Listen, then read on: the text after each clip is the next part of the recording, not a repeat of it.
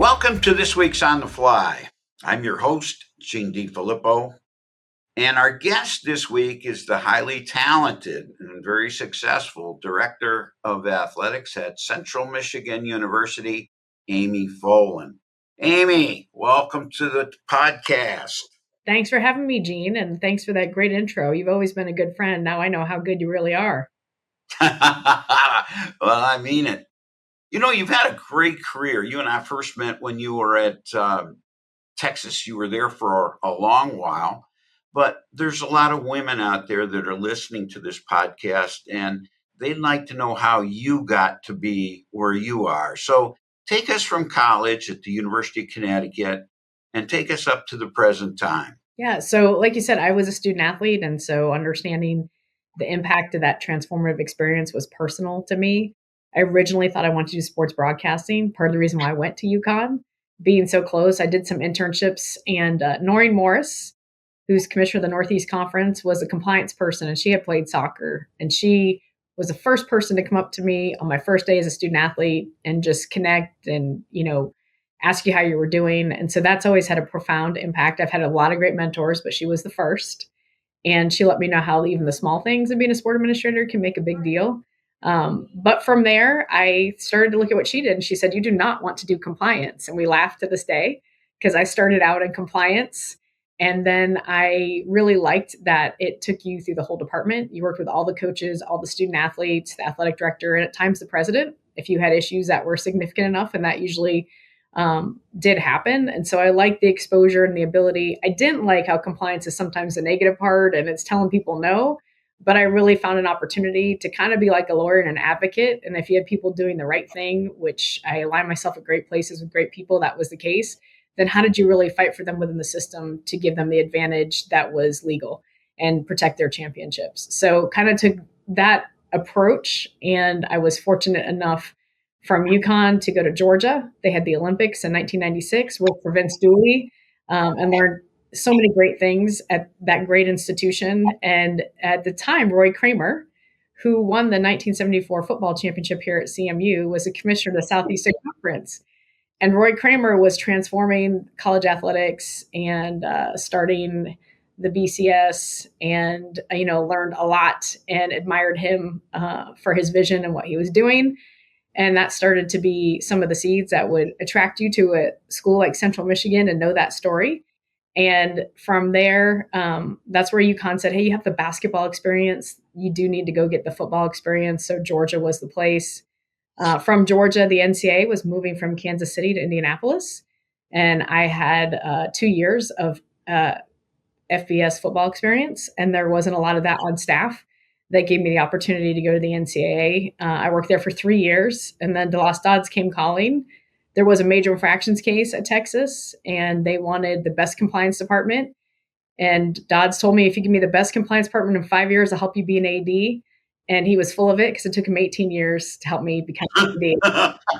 No, part of that was he didn't want you to leave. And when DeLoss doesn't want you to leave in college athletics, it's not going to happen.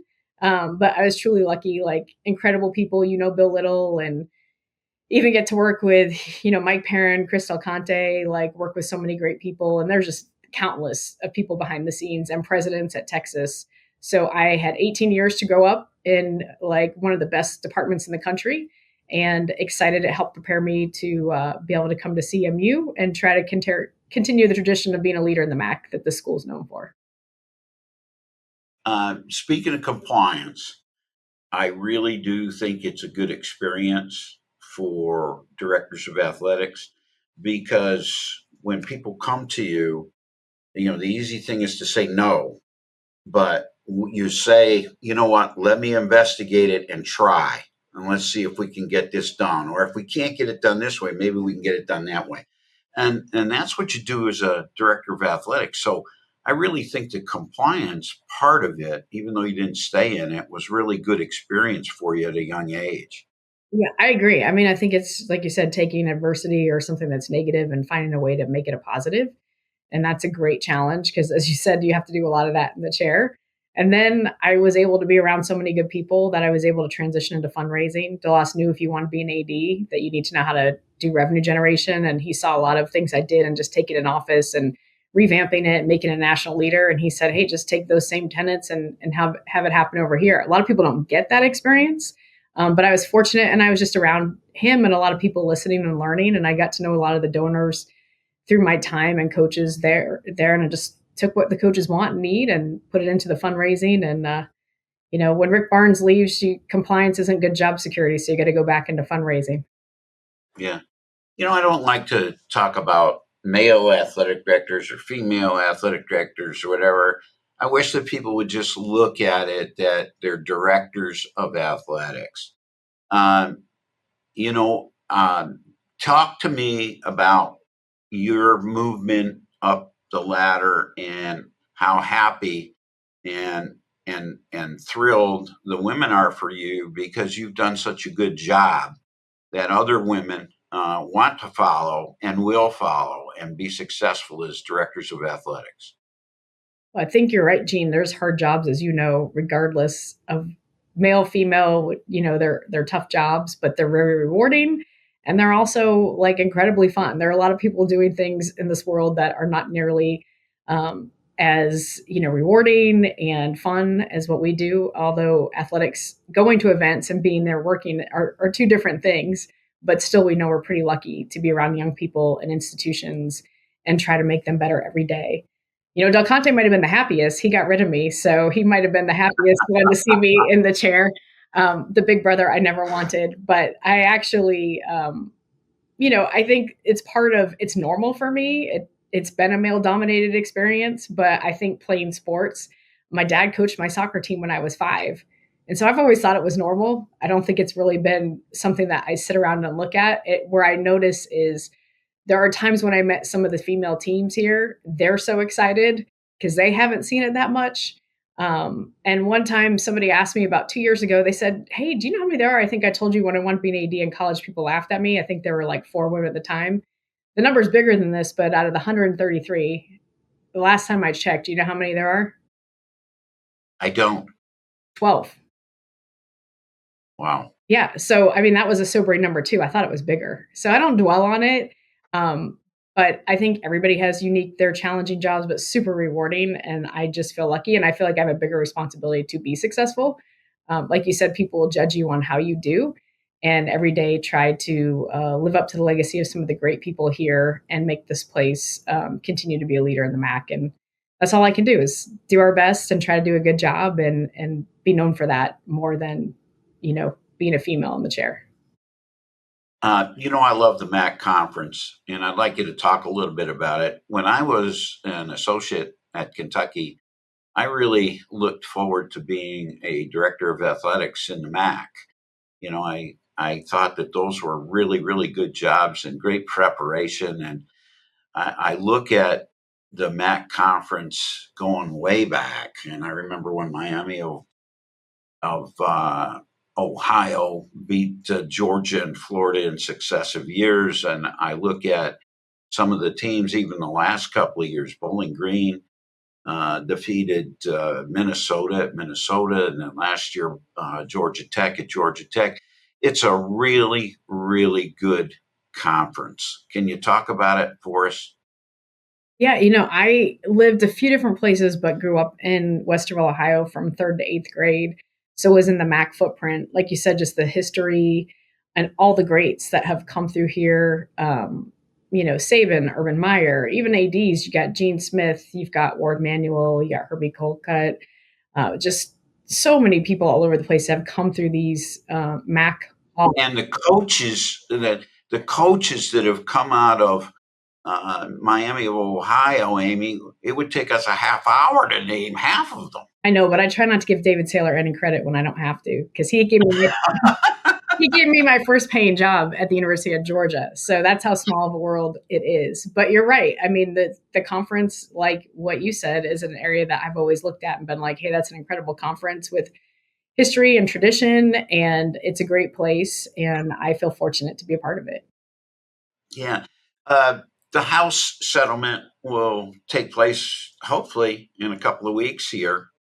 How is the MAC conference going about it? Are they setting minimums for the schools? Are they setting maximums for the schools? Are they letting it go? What are you going to do with the house with the house settlement?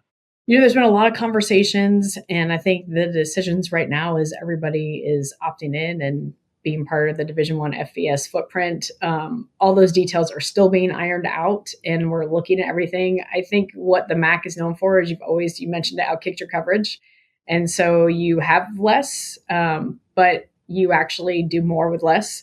And so I think we're all exploring from our institutional perspective and as a conference what is the identity in this new era? And I think it will be traditional to our roots. We're one of the most longstanding conferences with a history of success. And so we're just figuring out, like everybody else, what does that look like in this new era? And it's clear it's a new era. And we're trying to figure out how to be true to what we've been in the past, but also adapt and make sure in this future model that we don't lose our integrity and sense of self, but we also progress and we navigate the new landscape. So we're all looking at that institutionally and as a collective in a conference. And, I think it's no different than what I talk to my colleagues and peers, what's going on. We're all just we're building the plane as we fly it. Michigan is a beautiful place to visit in the summer. You got great golf courses, lots of lakes. The climate is really, really great. And you have one of my favorite stars up there in Dr. Paul. I watch him almost every week. Are you familiar with Dr. Paul, and have you followed his show? And you can tell people who Dr. Paul is. Yeah, Dr. Pohl is a famous veterinarian, and you're still in trouble for coming up and not letting me know you were in town. I know you had a short window. I live in the same town as Dr. Pohl. I actually live on Lake Isabella, which I've got pure Michigan out the backyard every day. And we get the true 4 seasons. So you're right. It is beautiful. My favorite part is the summer when we can go out on the boat and enjoy that. But Dr. Pohl has brought recognition to the area, just like the CMU Chippewas. So we have a lot going on here in Mount Pleasant, Michigan. But it is just a beautiful area, like you said. And I feel fortunate, and our family feels fortunate to be able to be in this part of the country and experience it authentically. The winters can be a little tough, but I'm a Maine girl, grew up in Portland, Maine, so I can handle it. Sometimes my little Texans that live nowhere else but Austin, Texas, but they love the snow, they love the experience, and now we've been here 4 years, so it's home. Yeah, that's great. Amy, I'm pretty good friends with Herb Duramedy, but I'm very good friends with Roy Kramer. I worked for Roy several years, and then he was a mentor to me throughout my whole career and is still a mentor. There's so many good things about Central Michigan. Talk to us about some of those wonderful things. Well, I think you said it. It's the people, right? It's amazing the people that have gone through here. You talked about Coach Duramedy being inducted into the NFF, Roy Kramer. But a lot of people don't know, and I give him a hard time, but Kevin White has his master's in sport management from here. He actually was a track coach. And Kevin does tell a lot of stories about his history. And I said, Kevin, you've never mentioned. He said, because I talk about my administrative career, Amy. And that was when he was in coaching. He was here. And actually, Tyrone Willingham worked for Coach Duramedy as the defensive GA. So a lot of the connections that you saw down the road when they were at Notre Dame started here at Central Michigan University. So just the people, Marcy Weston, Sue Guevara, we just have Dave Kylitz, who is just legendary in baseball, and now his son has taken over the ABCA. There's just so many people, it's even hard to keep track. But that has impressed me, and that's one thing I learned at Texas. It's always about the people. And so places that are great continue to attract and have great people that leave their imprint. And we still feel that today. The other thing is when I was interviewing, I had General John Kohavi has his name on one of our buildings, is one of the biggest philanthropic givers to the university. And they said, Amy, can you get a general? Do you know somebody from Texas that could be a reference? And when I reached out to retired Lieutenant General Lawson Magruder, he said, Amy, I have a degree from CMU. We have over 150 generals that are graduates of this institution. And I kind of stumbled upon that. Yeah, and that story is amazing. Not a lot of people have even close to that. And so one of the things that has huge gravitas, and talk about leadership and just people that have a huge imprint on this country that have come through these walls, and also they have had extension programs where they taught a lot of the military leaders, is just a huge testament. So the leadership, the business school, just the academics, and then it's tested. We have proven leaders all over the world that have come from CMU. So I just feel really fortunate for the people and the academics here and what that does to impact the world. Wow.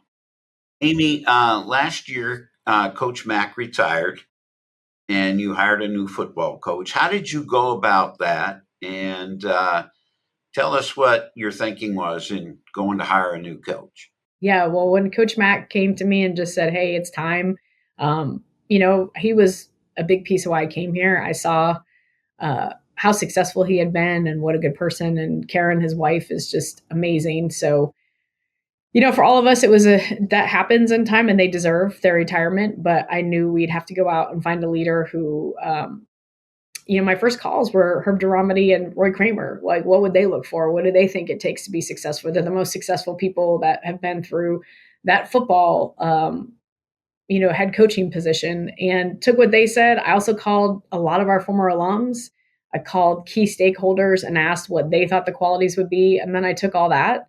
And I also called some coaches that had been here that I knew cared about CMU and got their, imprint, because it's changed so much, Gene, right? Like 4 years ago and today, it is just like you are looking for completely different things. And, Sharon Moore coached here a little while ago. Tim Skipper coached here a little while ago. And I reached out to them and said, what would you look for? Because I know how much they care about this place and how much it's meant in their career. And I just took a lot of feedback. And then I looked for innovation was the key thing that Roy told me. He's like, look, I don't know in this day if you can have 7 coaches and they have 5 and they put the extra into player benefits. He's like, I don't know what that looks like, but it's innovation. You'll know it when you see it. They also said somebody who's just a good fit, like wants to be here, appreciates being here. It's a big community place. Who's going to help make the place better and is a good fit? And then, student athletes, I took their feedback. We have a real response system that a lot of people have. And I said, what do you think we need to look for? They want a player's coach. They wanted somebody that they could relate to. They wanted somebody that made them better as a person on the field and off. And I just kind of scour the earth. I do it a little bit different. I know some of my mentors are like, I know exactly who I want, and I just go out and I get them. I kind of do the opposite. I go for what I know I want, but I make sure I cast a wide net and that I really keep an open mind. And then I turn over every stone. I look everywhere, and then I just start to see where that emerges the most and fits. And use Kyle and Bob Bowlesby. So I've known them both for a long time, and they've had success at hiring at both the highest levels and the mid-major level. And it helps to have people that you have relationships that you respect and have done it time and time again. And so to have that counsel and help organize and just get through the process. But, talk to a lot of people, listen to the qualities to be successful here. And then we were super excited to hire Coach Drinkle, because he had a week later won the Joe Moore Award for the best O-line in the country and the only group of 5 to win that. And I did learn at Texas that O-lines are keys to winning national championships. So we're pretty excited about who we found and how we found it. We had a great turnout for the spring game. A lot of excitement here in the community. So we're going to honor Karen and Coach Mack by building on what they left and taking it, into the future where Coach Duromedy and Coach Kramer would expect it to go. Can you tell us a little bit more about Coach? Yeah, Coach Drinkle, he played at Iowa, but he got hurt early in his career, which he said he thought was, devastating. But in hindsight, it helped him transition into coaching sooner. He's been a head coach at the NAIA ranks, and he built a program that, wasn't a lot of attendance to the community was there and rocking, and they had a lot of success. I think one of the things about him was his innovation. He had spoken at AFCA a few times, and people had talked about how innovative he was and how he thinks out of the box. And he kind of takes Moneyball and puts his own spin on it and uses technology. So Coach Monken spoke very highly of him and talked about how he hired him because he heard him speaking and how creative he was and how that was going to help him at Army. He had to reinvent some things. And I just know the integrity of Coach Monken in that program. And then it wasn't intentional, but I told you about this story about this place in the background. And so having that military ethos of high-level achievers and that integrity and that operations, like it was really ancillary, but things just started to fall into place. And then same like Mac and Sally Brown told me, hey, you need to meet the wife. You can always tell if they're a good recruiter, and she's the boss. So you might as well find out what she's going to say. And Kim Drinkle's even better than Matt. So I learned that from Mac Brown, and Coach Mac and Sally helped me through the process. So always leaning on the people that are your family and know what they're doing and how to make sure you get it right today. Coach Monken is a good friend of mine, and we spoke this morning Mm. and just before this podcast, and he was telling me what a good coach Central Michigan hired. And the other thing he told me was that he hired the Army defensive line coach to be his defensive coordinator. And he said those two coaches are outstanding. So, congratulations. You did a really, really good job there. And, Coach Monken was sorry to lose them, but he was happy for them and happy for you as well. Yeah, I mean, I've got to give Cam Cameron credit. And I got his name from him, and he gave me a few names, right? He's a coach through a family of coaches, and he just gave me some names. And I told you I talked to a lot of people. And when I saw Matt, I was kind of impressed with just how he approached things and what he was saying. And so I spent more time, but I did ask Kyle. I said, Kyle, I know we got this name from Cam Cameron, but do you remember the connection? He said, no. So at dinner, I said to Matt and Cam, I said, hey, do you know Cam Cameron? And they go, his face lit up and he grabbed his phone and they show me his phone. He goes, yeah, I coached his son. He just graduated from Ranger School. So that really had an impact on me because I'm like, wow, Cam Cameron's, a well-known coach, has done it his whole life. And he recommends a guy that coached his son for 4 years. You kind of know what you're going to get day in and day out. And that's a huge, huge testament to what we would be getting. So that spoke volumes to me. That's great. Tell us about your football schedule coming up. I know you probably play at least one or two of the